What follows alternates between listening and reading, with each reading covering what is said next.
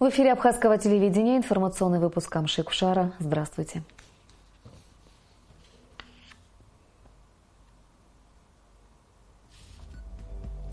Сегодня в выпуске. Ко Дню Победы готовы. В Сухуми прошла генеральная репетиция парада. Море сладостей. В Абхазии выбрали лучшего кондитера. Адзюбжинская Санта-Мария. Как растет самая вкусная клубника в Абхазии. Парад Победы обещает быть зрелищным, а погода солнечной. Накануне праздника в Сухуми прошла генеральная репетиция парада, в которой приняли участие около 300 человек. В этом году боевая техника представлена не будет, но организаторы обещают интересную праздничную программу. Ниспа Аршба побывала на последнем прогоне. Сегодня утром в Сухуми на набережной Махаджиров разносилось громкое «Ура!». По берегу шли парадные колонны военных самых разных родов войск. В центре столицы генеральная репетиция перед главным смотром. Ее цель – с точностью отработать сценарий парада. Свыше 300 военнослужащих выходили по команде. Все так, как должно быть в торжественный день. Сегодня на набережной Махаджиров у памятника неизвестному солдату проходит генеральная репетиция парада, приуроченного к 72-й годовщине победы в Великой Отечественной войне. Данной генеральной репетиции предшествовало несколько тренировок, в которых принимали участие подразделения Министерства обороны Республики Абхазия, Министерства обороны Российской Федерации, Управление ФСБ России в Республике Абхазия, а также сводный оркестр Министерства обороны Абхазии, Министерства обороны России. На часах полдень. Генеральная репетиция длится довольно долго. Сегодня был фактически последний день, когда участники Парада Победы могли отработать все движения до автоматизма. Потому что 9 мая, когда за проходом военных расчетов будут наблюдать ветераны, все должно быть идеально.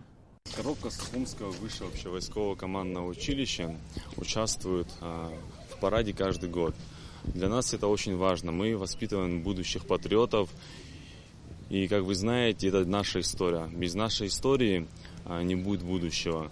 И для нас сегодня большая честь участвовать и проходить здесь, показать нашим оставшимся в живых ветеранам то, что у нас есть будущее, что есть армия. И все, что они для нас сделали, это бесценно.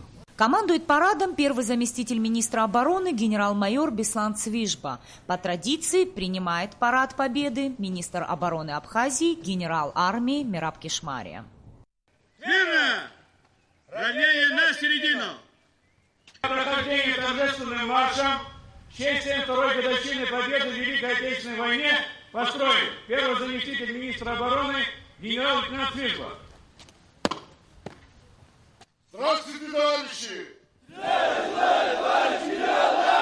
Поздравляю вас со Дня Победы в Великой Отечественной войне! Ура! Ура! Ура! Вольно! Вольно! У нас этот праздник, он святой, он наравне с тем праздником, что мы празднуем 30 сентября.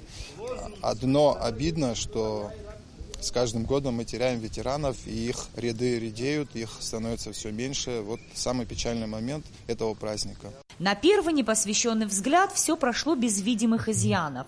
Но по окончании репетиции командующий парадом Беслан Цвижба что-то долго говорил подчиненным. Что именно, хоть и не военное, но все же тайна. Кадровый военный выбрал эту профессию неспроста. Его отец Андрей Цвижба – ветеран Великой Отечественной войны.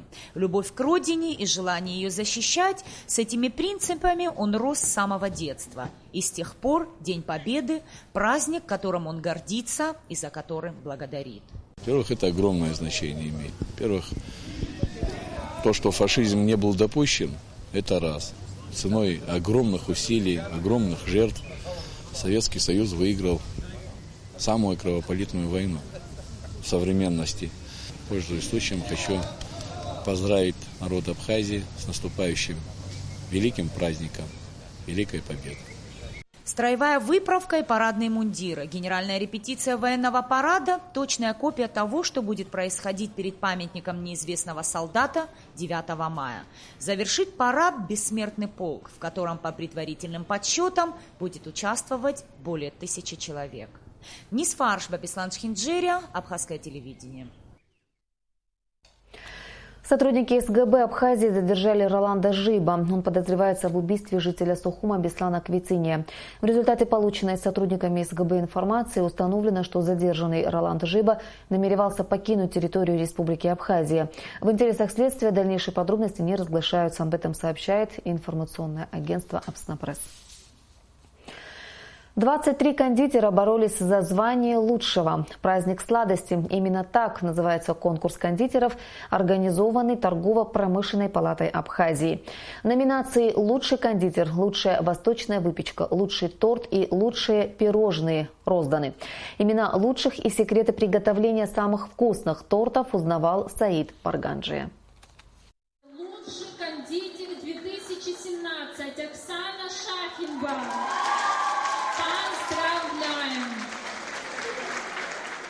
В главной номинации конкурса «Праздник сладостей» «Кондитер года» победу одержала виртуоз выпечки Оксана Шахинба. Ее торты и пирожные пользуются популярностью и большим спросом не только среди сухумчан, но и жителей всей республики. На вопрос, как же получить выпечку от лучшего кондитера года, Оксана Шахинба скромно ответила: «Просто позвонить». Это мое хобби, которое превратилось в такое масштабное дело. Самый большой он был у меня, наверное, в диаметре 40 сантиметров. У меня свадебные не делаю, у меня просто домашняя выпечка. Кто же должен печь домашние тортики? Победителя выбирали все присутствовавшие. Для этого нужно было первое и, пожалуй, самое вкусное – распробовать выпечку, затем оценить внешний вид, ну а потом просто опустить бюллетень для голосования в специальную урну. Это были не все номинации. Например, лучшая восточная сладость, по мнению гостей конкурса, у Оксаны Гуландзе. Лучшие пирожные у кондитерской «Доу». Лучший кондитер Оксана Шахинба одержала также победу еще и в номинации «Лучший торт». Торты словно произведение искусства, изобилие выпечки, пирожные и восточные сладости – отличительная особенность этого конкурса. В нем приняли участие как известные кондитерские столицы, так и начинающие, но уже немало популярные.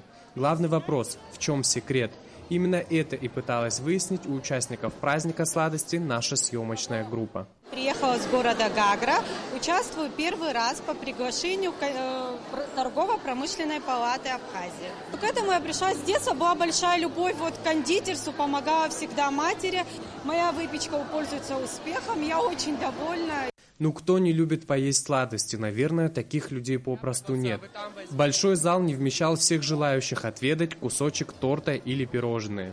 Даже куски слишком большие и невозможно продегустировать все.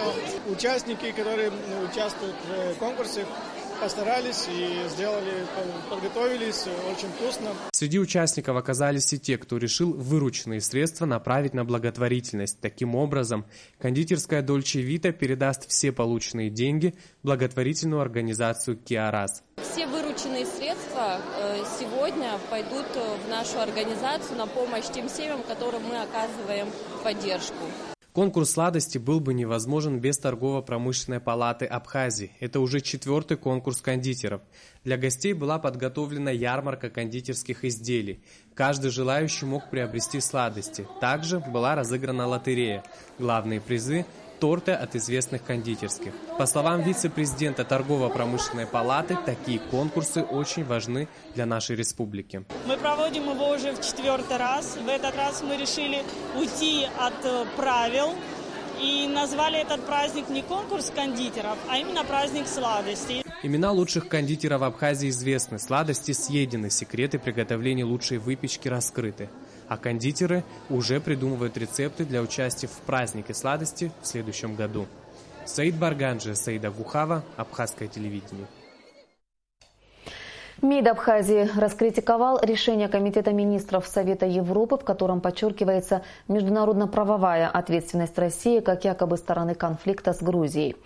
Судя по всему, КМСЕ оказался в плену ложных представлений о событиях 1992-1993 годов, а также 2008 года, насаждаемых грузинскими политиками и дипломатами, и в соответствии с которыми Грузия пытается утвердить в международном сообществе идею о том, что якобы не существовало грузино-абхазского конфликта, а существовало существовал и существует лишь грузино-российский. Исходя из этой логики, европейские структуры делают абсолютно необоснованные и не соответствующие действительности заключения, говорится в комментарии МИД. Внешнеполитическое ведомство Абхазии обратилось к КМСЕ с призывом сохранять объективность при принятии подобного рода документов и отказаться от использования заезженных штампов официальной грузинской пропаганды, обратиться к альтернативным и объективным источникам информации. Адзюбжинская Санта-Мария. Именно так называется клубника, покорившая сердца абхазских покупателей. 5 лет назад группа молодых людей решила своими силами заняться развитием сельского хозяйства. Направление выбрали непростое – клубничное. О том, как работают и с какими преградами приходится сталкиваться местным предпринимателям, в специальном репортаже Ренаты Шакая.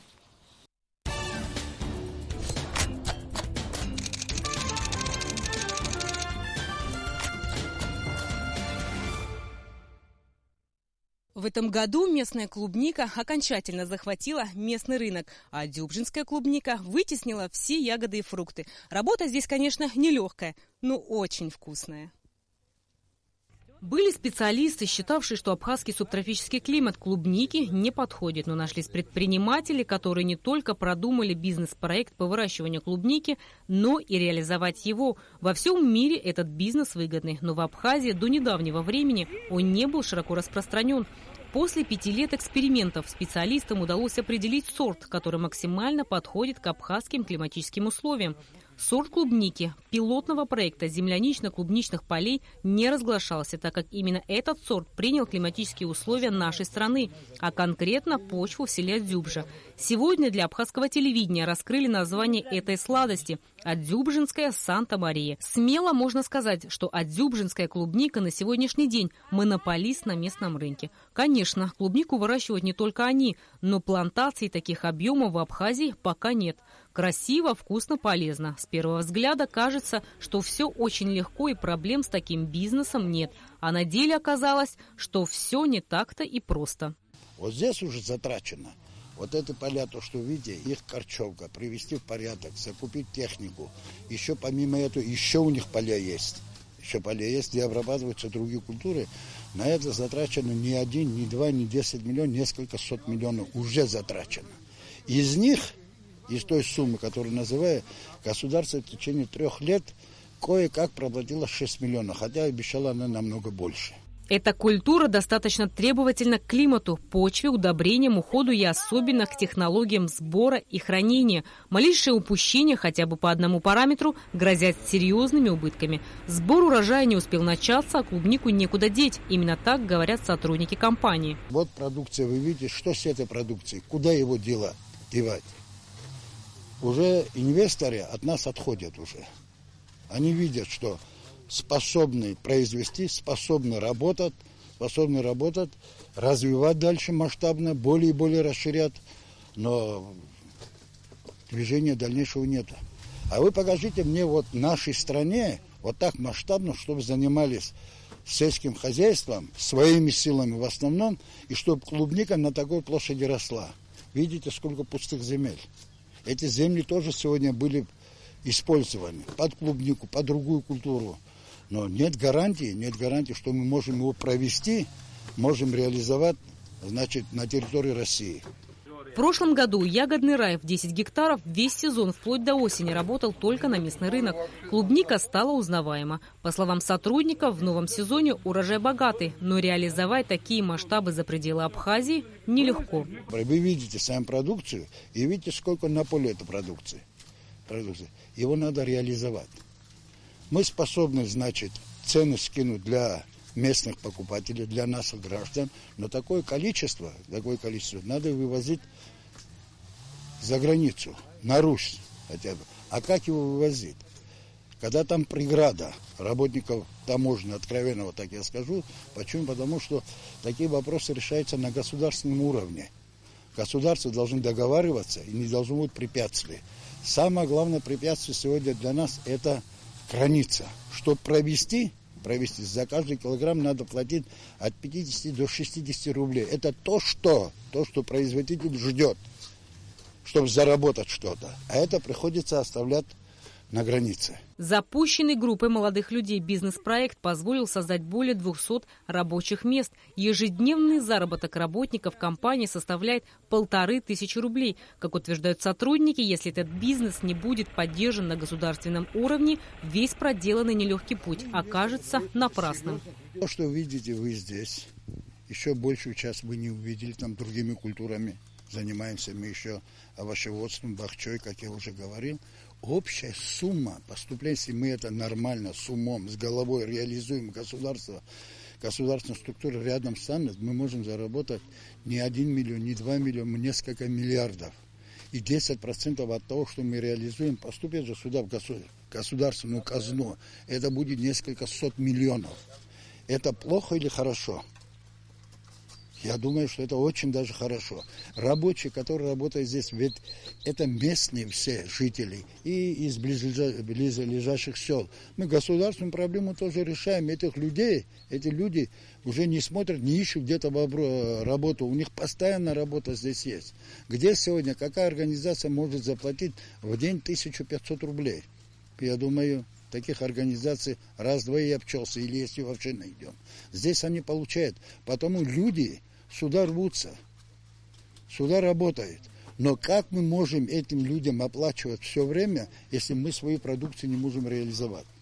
Чтобы пойти по ягоды, придется встать пораньше, говорят работники клубничной плантации. Дело в том, что ягода созревает ночью, и если ее не собрать с утра, она просто испортится. Выдерживает нагрузки, выдерживает эти лучи. Здесь не простой салафан, вы видите, это другой салафан. Такого салафана нету в Абхазии. И нигде в России. Это везется именно из Греции. Здесь есть много технологий, которые не знают. Я могу все вам рассказать, но клубнику 30 лет будем работать вместе, и мы ее не изучим, потому что это живой организм, как и наш. Поэтому я подхожу к ней с такой любовью, с такой дружбой. Все люди вам могут рабочие сказать, потому что здесь, если работаем только с любовью, с дружбой. Поэтому будет цветение, поэтому будут плоды, поэтому у нас это все произошло, и все говорят, почему она такая вкусная, почему не так пахнет? Я говорю, я создал этот сорт вместе с моим компаньоном для того, чтобы подарить Абхазии. Можно сделать 1000 гектарами. Только у нас проблема таможня. Проблема там, проблема там. Вкус будет лучше. Я сделаю. В этом я мастер. Я сделаю, будет вкус. На территории фирмы установлен холодильник. В него вмещается не более 200 килограмм свежесобранной клубники. Как отмечают сотрудники, этого недостаточно. Ягода быстро портится, и ее приходится выкидывать, тем самым работать себе в убыток. Своими силами сотрудники уже строят новую холодильную комнату, которая будет вмещать до 40 тонн. Бизнес-план у предпринимателей серьезный. Расширение площадей и ассортимента сельхозпродукции. В первую очередь они намерены работать на внутренний рынок. За этим стоят вот эти энтузиасты, которые вот здесь вот рядом с вами стоят, которых вы видите вокруг себя, в ожидании того, что что-то улучшится, что-то произойдет, что-то изменится в лучшую сторону. Если этого не будет, если это не будет решаться на государственном уровне, все это, как говорится, мыльный пузырь. Мы напрасно говорим, напрасно требуем, напрасно надеемся. Главная проблема – граница. Главная проблема – поддержка государства. Государство должно быть заинтересовано в этом больше, чем я, по крайней мере, не в меньшей степени. Тогда у нас пойдет работа. Долгих 5 лет нужный сорт для Абхазии искал именно Георгий Алхазов. 2 года ничего не сажали. Жарили почву, сжигали траву на солнце, днем и ночью регистрировали температуру воздуха и другие показатели климата. Сейчас, глядя на теплицы, сложно представить, что на их месте был непроходимый лес. Но даже столкнувшись со столь серьезными преградами, сотрудники не унывают и продолжают работать, не покладая рук. Рената Шака, Алексей Гухова, Абхазское телевидение.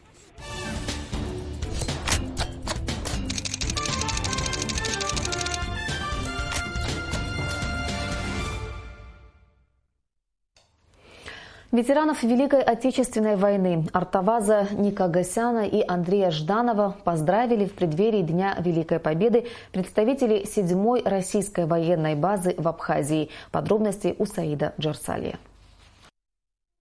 Военнослужащие 7-й российской военной базы в Абхазии поздравили ветеранов Великой Отечественной войны с наступающим праздником Великой Победы. Военные были в гостях у 92-летнего Артаваза Никагасяна. Когда началась война, ему было 18 лет.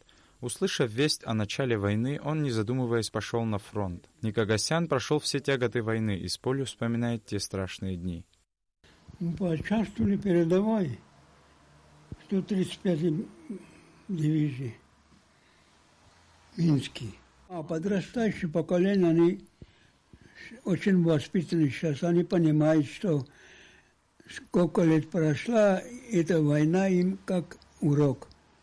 Они воспоминания все считаются. Когда меня спрашивают, у вас есть врагов? Я говорю, много. А сколько? Я говорю, 60 миллионов. Немцы.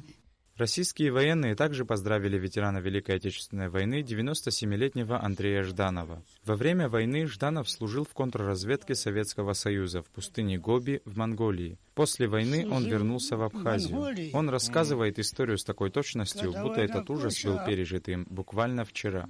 Служил в Монголии. Когда война кончилась, внутренняя Монголия была оккупирована японцами.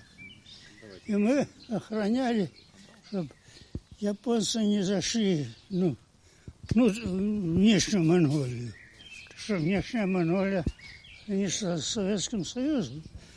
Мы охраняли там. Я служил в контрразведке.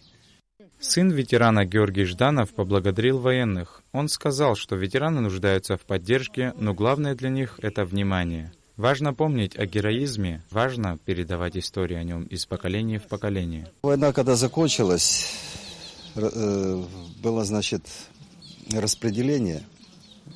Для них были, конечно, большие льготы. Ему предложили в Москву. Но с течением обстоятельств, потому что мои покойной матери, сестры приехали в Абхазию жить, в Сухуми. И перетянули его сюда. И вот он здесь с 1947 года по сей день находится. По словам представителя российской военной базы капитана Владимира Мухамедова, долг подрастающего поколения не забывать. 7-я военная база в преддверии праздника Дня Победы проводит акцию поздравления ветеранов по всей Абхазии. От лица командования хотелось бы еще раз поздравить наших дорогих ветеранов, пожелать им здоровья, счастья, удачи. Как отметили представители российской военной базы, в Сухумском районе проживают 12 ветеранов Великой Отечественной войны. Они намерены в преддверии праздника Великой Победы поздравить их всех. Сейджар Салия, Беслан Чхинджирия, Абхазское телевидение.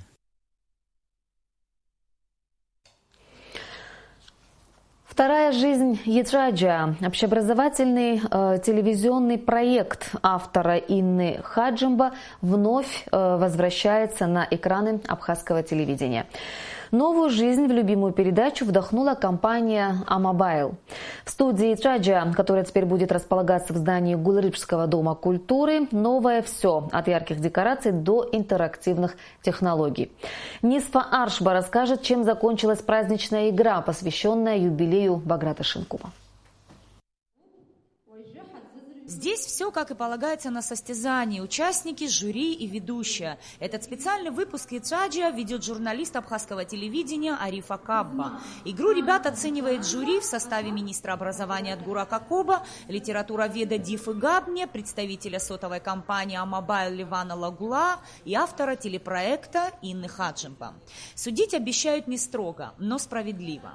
Возобновить полюбившийся зрителям абхазского телевидения проект Ятраджа Инна Хаджимба хотела давно. Больше года эта идея ей и режиссеру Дауру Логу не давала покоя, ведь нужно было кардинально поменять многое. Компания «Амобайл» замысел сразу же пришелся по душе, и они решили стать не просто генеральными спонсорами, а соавторами Ятраджа. Вторая жизнь телепроекта требовала новшеств. Декорации, свет, сцена, съемочная техника. Амобайл взял на себя все расходы, ведь предстоит показать зрителям абхазского телевидения совершенно новый формат старого проекта. Мы считаем это одним из самых важных проектов нашей компании, потому что это образовательный проект на абхазском языке. Сегодня ни для кого не секрет, что вопрос изучения языка стоит в стране очень остро. Мы очень стараемся сделать современный, актуальный продукт для молодежи, чтобы он был интересен. Здесь присутствует соревновательный момент. Это позволит детям углубить свои знания в области нашей литературы, нашей истории, нашей культуры, дать детям детям возможность существовать в актуальной для них среде, потому что глаз современного ребенка привык потреблять совершенно новый формат информации, новые медиа. И, соответственно, мы очень старались для того, чтобы студия отвечала современным реалиям. Такая студия впервые задействована в телепроекте, который будет транслироваться на Апсо Телехопшра. Это специальные декорации, специальное оборудование, свет, съемочная площадка сделаны отдельно под этот проект. Здесь работала целая команда профессионалов, и мы очень надеемся, что наш продукт понравится зрителю, для которого мы старались. Участвовать будут по 2 команды с каждого района. Столица будет представлена 4 группами. Телепроект «Итраджа» стартует в начале нового учебного года. После жеребьевки 16 команд проведут 8 игр. Победители попадут в 1/8 финала, ну а далее по схеме. Сильнейшие дойдут до полуфинала и финала. Мы ничего не изменились, мы оставили в таком же формате, с таким же смыслом. Мы хотим охватить как можно больше детей, чтобы участвовало большее количество детей по всей Абхазии. Кстати, я хотела сказать, что не абхазские школы тоже можем принимать, если они изъявят желание. Тут у нас много вопросов разных, и хотим, чтобы дети себя показали, и через детей хотим, чтобы взрослые тоже слышали о нашей истории, о нашей культуре. А Мобайл нас поддержала, компания Mobile, мы очень рады, мы счастливы просто, и мы хотим, чтобы вот это все, чтобы сверкало, и что наши детки тоже сверкали на фоне этого. Специально под «Итраджа» создали студию, отвечающую всем современным требованиям. Помимо плазменных телевизоров, в ней появился интерактивный дизайн. Телепроект, безусловно, создан для популяризации абхазского языка, истории и культуры древнего народа. Сегодняшняя игра праздничная и приурочена к вековому юбилею Баграта Шинкуба. На сцене 2 команды из Чилоу и Сухума. Панаю и Абраскил состоят из учеников школ, носящих имя известного абхазского поэта и писателя. Сотовая компания Mobile подготовила призы и подарки всем участникам игры. Среди массы интересного – новое издание романа «Последний из ушедших» – книги, которая сама находит путь к сердцу своего читателя. Нис Фаршба, Беслан Шхинджерия, Абхазское телевидение. Навыки поиска пострадавших в горной местности отрабатывали кинологи. Международные учения прошли в Ткварчальском районе. Подробности в сюжете пресс-службы Министерства по чрезвычайным ситуациям. В окрестностях Ачемчиры под эгидой МЧС Абхазии проходят кинологические сборы, на которых отрабатываются навыки обнаружения пострадавших в горной лесистой местности. Помимо наших кинологов со своими четвероногими питомцами прибыли спасатели из Москвы, Сочи, Крыма, а также представители Донецкой Народной Республики. Основная задача на отработке для собак – обнаружить пострадавшего и обозначить его своим лаем. Причем, как говорят специалисты, обозначение должно быть вязким, длительным. Собака обязана дождаться прихода спасателя. Правильно подготовленный и мотивированный пес может, как говорят кинологи, причуяться на расстоянии до 1 километра. На сборах также отрабатывались навыки по поиску взрывчатых веществ. У нас на сегодняшний день имеются пиротехнические собаки, которые ищут пиротехнику. Для нас на сегодняшний день это наиболее актуально. Значит, мы посмотрели, как вы работаете с собаками другого направления поиска. Для нас это очень интересно, для нас это очень перспективно, и мы для себя почерпнули очень много нового. Среди четвероногих питомцев, прибывших в Абхазию, были и те, кто был задействован во время расследования терактов в Париже в начале этого года.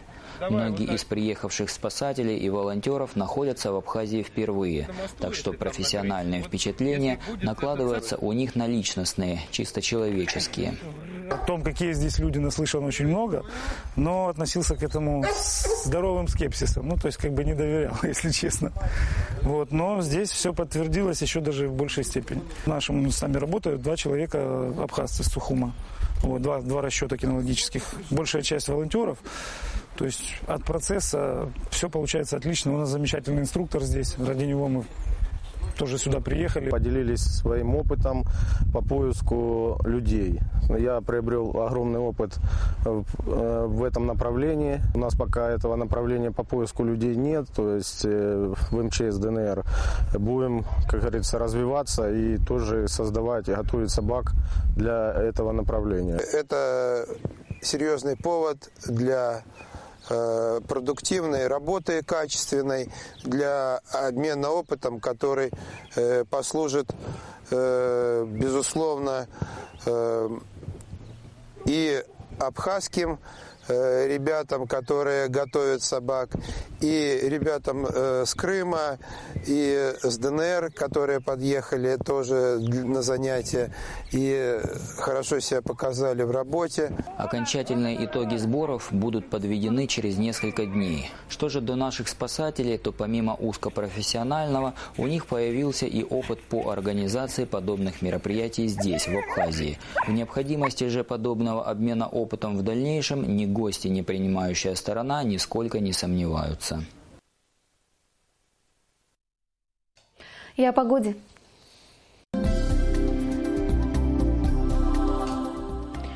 По сообщению гидрометеослужбы, в Абхазии ожидается облачная погода с прояснениями, без осадков. Температура воздуха ночью плюс 11-13, днем плюс 17-19 градусов.